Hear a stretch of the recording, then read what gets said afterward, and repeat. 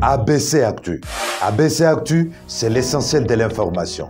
ABC Actu, c'est la politique, l'économie, le social, la culture, la religion, la science, la technologie, le développement et les divers. ABC Actu, l'essentiel de l'information pour vous, FM Prêt.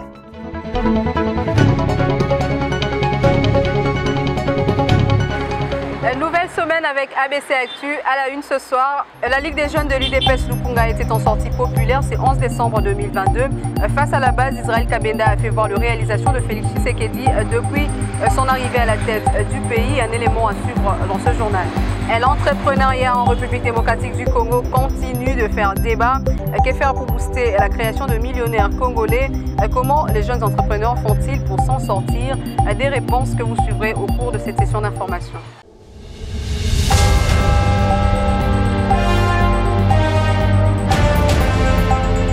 Bonsoir et bienvenue à tous. Lors de son adresse à la nation devant le Congrès au Palais du Peuple, le chef de l'État, Félix-Antoine Tshisekedi, est revenu sur l'agression dont le pays est victime. Il n'est un secret pour personne que l'Est de notre pays est depuis des décennies le théâtre de plusieurs conflits armés attisés par de forces négatives, entraînant de violences insoutenables sous toutes les formes.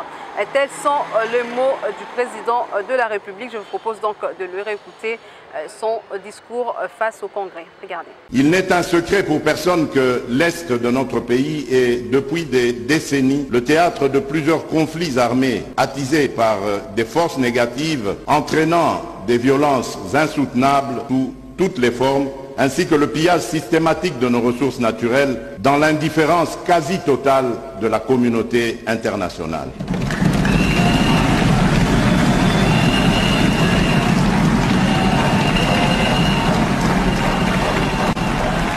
C'est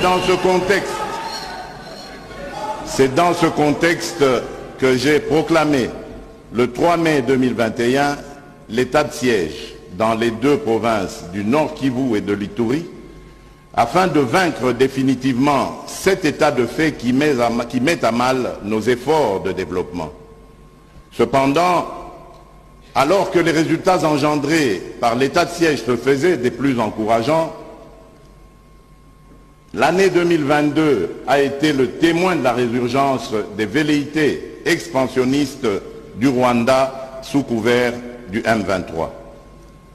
Face à cette agression, deux options étaient retenues, à savoir la résolution du conflit par la voie du dialogue ou, en cas d'échec, la riposte à la menace par l'action coordonnée de nos forces de défense et de sécurité.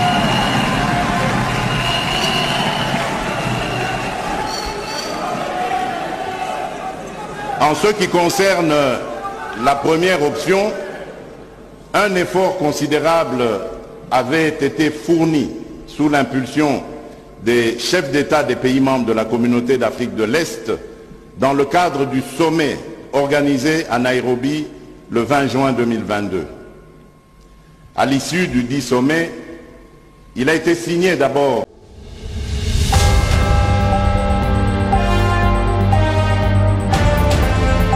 Forum parlementaire de la SADC. Le Seychellois Roger Mantiel succède au Congolais Christophe Mbosso à la tête de l'institution sous-régionale. Le dernier acte de la 52e session de l'Assemblée plénière du Forum parlementaire de la SADC qui s'est clôturé ce jeudi 8 décembre 2022 à Kinshasa a connu l'élection d'une nouvelle équipe dirigeante présidée désormais par le Seychellois Roger Mantiel, assisté de la Mauricienne Joanne Sabrina Tour au poste de vice-présidente pour un mandat qui court jusqu'en 2024. Dont l'honorable Nadine Mangabloua-Beya, désigné membre de la dite nouvelle équipe dirigeante pour le compte de la RDC. Dans son discours d'acceptation des charges, le nouveau président a promis d'investir toute son énergie pour faire progresser l'institution selon une feuille de route déjà tracée. Honorable Nadine Mangabloua-Beya, élu d'Mbujimai sur la liste de l'IDPS parmi les intervenants. Ici, l'élu du peuple a parlé sur le rôle que joue le Parlement congolais dans la guerre d'agression dans l'est de la RDC. C'est ici le lieu de signaler que notre pays, étant depuis plusieurs années en proie des conflits armés, une loi de programmation militaire vient d'être adoptée, comme l'a dit le ministre de la Défense, par notre Assemblée afin de renforcer les capacités de l'armée. En outre, pour l'exercice 2023, il est apparu la nécessité de doter l'armée, la police et les services de sécurité les moyens adéquats pour leur permettre de faire efficacement face à la menace. La loi sur les partis politiques et celles relatives aux droits des grèves ont été adoptées pour renforcer la démocratie pluraliste et prévenir les conflits pouvant découler des dérives totalitaires et des injustices sociales. Pour décourager les présomptions aux crimes de guerre, crimes contre l'humanité et les crimes de génocide, les parlementaires congolais ont adopté la loi de mise en œuvre des statuts de Rome qui réprime les auteurs de ces infractions. Il faut souligner ici que dans 3 provinces de la République démocratique du Congo, des circonstances graves qui menaçaient d'une manière immédiate l'indépendance et l'intégrité du territoire national et conformément aux prescrits de l'article 85 de notre Constitution, le président de la République a proclamé l'état de siège pour les provinces du Nord Kivu, Sud Kivu et de l'Ituri. Tenant compte de la nécessité, le Parlement a prorogé jusqu'à ce jour l'état de siège dans ces 3 provinces. La paix étant transversale, le Parlement congolais a aussi voté des lois sur des matières qui avaient tendance à troubler la quiétude des citoyens. Au cours de la journée, la plénière a adopté le rapport financier et celui de la supervision des lois types, c'est-à-dire élimination des mariages pour enfants, protection des enfants mariés et lutte contre les violences sexuelles.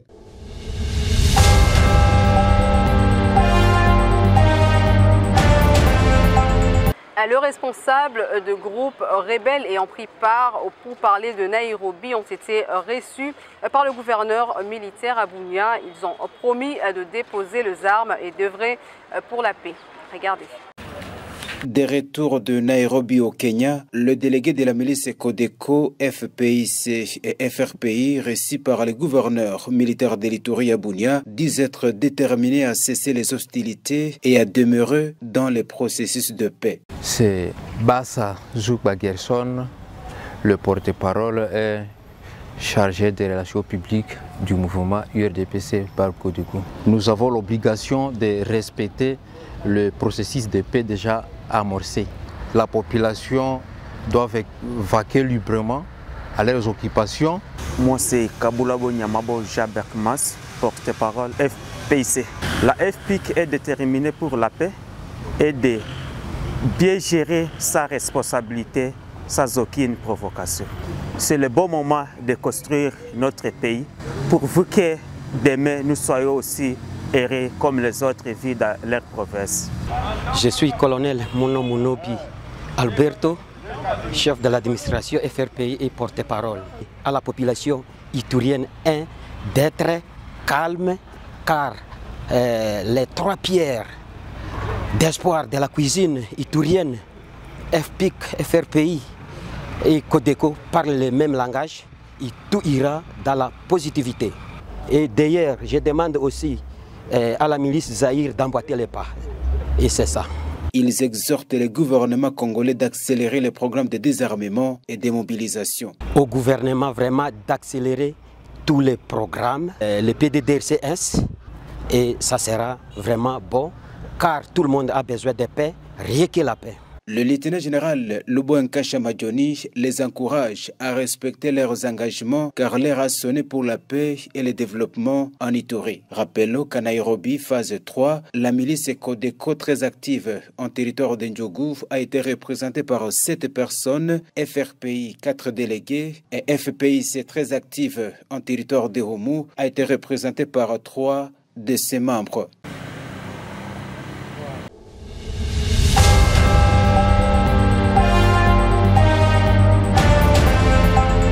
Paris gagné pour la Ligue des jeunes UDPS Lukunga qui a effectué sa première sortie populaire le dimanche 11 décembre 2022 sur la place Rond-Point Willery. Face à la base du parti, Israël Kabenda a fait la restitution de quelques réalisations phares du chef de l'État Félix Tshisekedi Roski Misenga était sur place.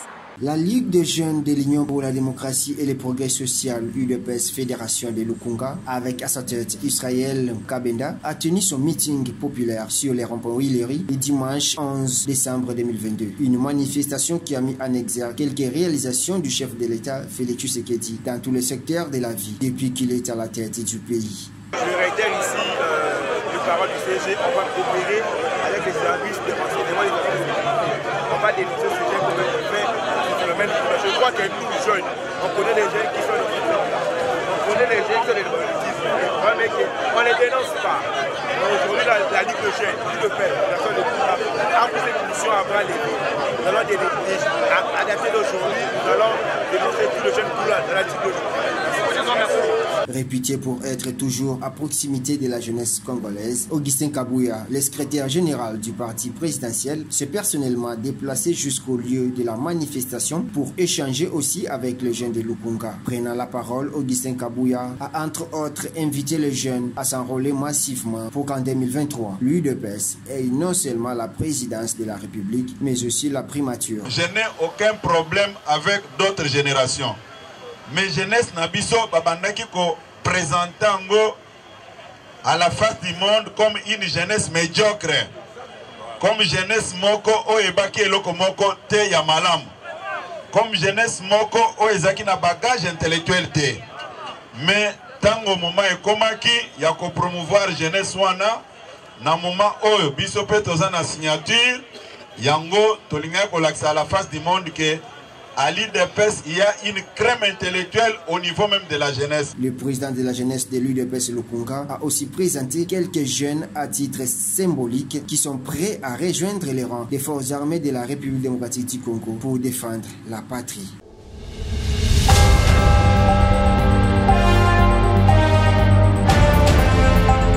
Dans la province de Lomami à présent, 24 heures, c'est le délai accordé au gouverneur Nathan Ilunganumbi par le député provincial pour lui apporter des réponses exactes aux questions soulevées par les élus locaux lors de sa présentation de l'économie des dites budgétaires exercice 2023 le samedi 10 décembre. Le gouverneur de la province de Lomami, Nathan Ilunganumbi, a présenté devant les élus provinciaux le projet des dits budgétaires exercice 2023 le samedi 10 décembre 2022. Du haut de la tribune, le chef de l'exécutif provincial a d'entrée de jeu salué le président de la République Félix Antoine Tshisekedi Tshilombo pour les efforts qu'il ne cesse de fournir pour le rétablissement de la paix dans la partie est du pays. Il s'en est suivi de sa demande aux députés provinciaux de recevoir les projets budgétaires qui est un instrument de gestion pour son gouvernement.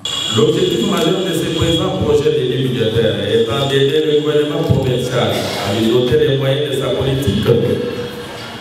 Nous restons rassurés que ces derniers reposeront sur la bonne gouvernance, l'accroissement du taux de mobilisation des recettes de la province par la digitalisation et la bancarisation de certains générateurs, le développement des infrastructures de base, le renforcement du partenariat public-privé et privé-privé dans les secteurs agricoles et miniers pour améliorer la production, la mise en place des microcrédits, l'informatisation de la chaîne des recettes et celle des dépenses, la poursuite de la réhabilitation et de la construction des infrastructures de base, la promotion de l'engagement citoyen par la culture de la redevabilité, l'encadrement des jeunes et des femmes, la politique sociale, emploi, santé, éducation, électricité, eau. Comme il est de coutume dans les représentations du peuple, chaque groupe parlementaire, voire même les non-inscrits, se sont exprimés par des suggestions, annotations et questions aux premiers citoyens de Lomami, ce qui lui a poussé à solliciter un délai de 24 heures afin de répondre avec exactitude aux multiples questions y afférentes.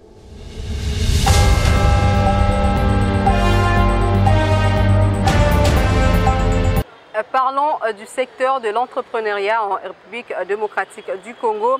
Que faire pour booster la création de millionnaires congolais et quelles sont les difficultés que rencontrent quelques rares entrepreneurs congolais? Tentative de réponse avec Mathieu Takizala, rencontré par Roski Misenga. Il fallait créer des bouchées de salariat autour de ce qu'on appelle l'auto-entreprise. L'auto-entreprise, c'est l'entrepreneuriat. Mais l'auto-entreprise a un sens dans un territoire aussi, lorsque ceux qui exercent ont des débouchés. débouchés contractuels, les débouchés financiers et l'accompagnement structurel. Évidemment, à la démocratie du Congo, les défis sont multiples. C'est-à-dire que nous qui sommes sur le terrain, moi par exemple, au cas de Mathieu Takizala, j'y réside en dehors du continent. Et en tant que natif de ce pays, j'ai décidé depuis l'année 2016 de créer des structures en République démocratique du Congo. Je vous dirais que depuis 2016, je n'ai jamais été accompagné. Donc vous comprenez, donc c'est ça le vrai problème. Si nous voulons mettre l'essor ou le boom entrepreneurial en République démocratique du Congo, il faut que les sociétés telles que le SAG soient comprises dans la collectivité ou dans l'esprit collectif des Congolais. Normalement, chaque institution a ce qu'on appelle monitoring, y compris la première des institutions, qui est la présidence de la République. J'ai écrit à plusieurs fois la présidence de la République, j'ai écrit à plusieurs fois au niveau de l'Assemblée élective qu'on appelle le Parlement. J'ai écrit à plusieurs fois la primature de Kinshasa, y compris du gouvernement de la République démocratique du Congo et même les entreprises du bord étatique. Moi, j'ai fait ce que je pouvais faire comme chef d'entreprise, mais je crois que les administrations aussi doivent faire leur travail.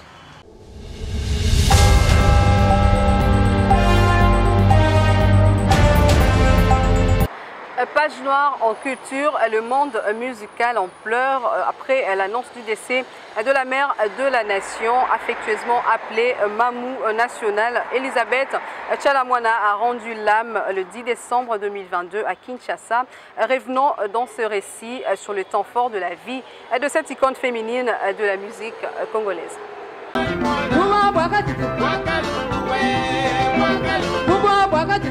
Elisabeth Tchalamwana Mwidikai, originaire du Kasaï oriental, était une chanteuse, danseuse, productrice, actrice et femme politique congolaise, considérée comme la reine du Moutouachi, musique et danse traditionnelle du Kasaï. Tchalamwana a bercé plus d'un avec ses mélodies telles que Karibu Yangu, Malou, Tchanza, pour ne citer que celle-là.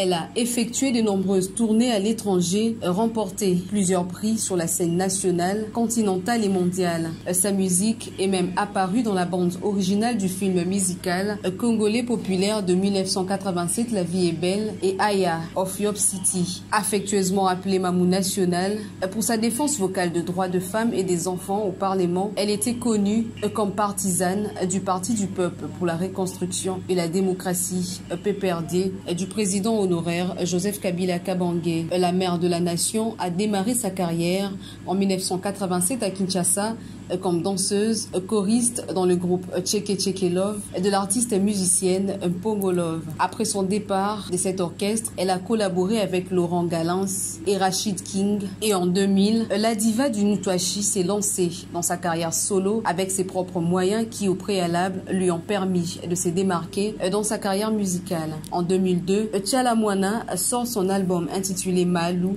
contenant 10 titres. De tous les morceaux de cet album, Malou est la chanson la plus populaire jusqu'à ces jours.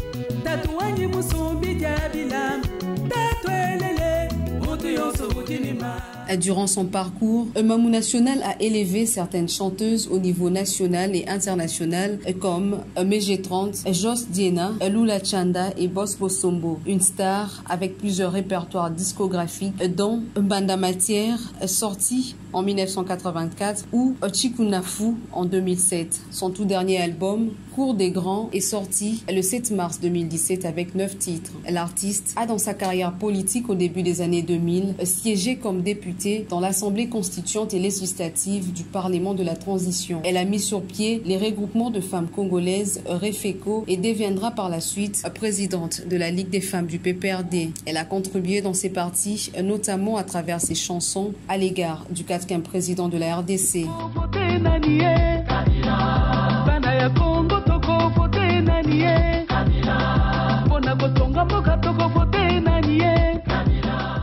Née le 13 mai 1958 à Elisabethville, actuelle Lubumbashi, elle est décédée aux aurores du 10 décembre 2022 à Kinshasa à l'âge de 64 ans. Une étoile s'en est allée, qu'elle repose en paix.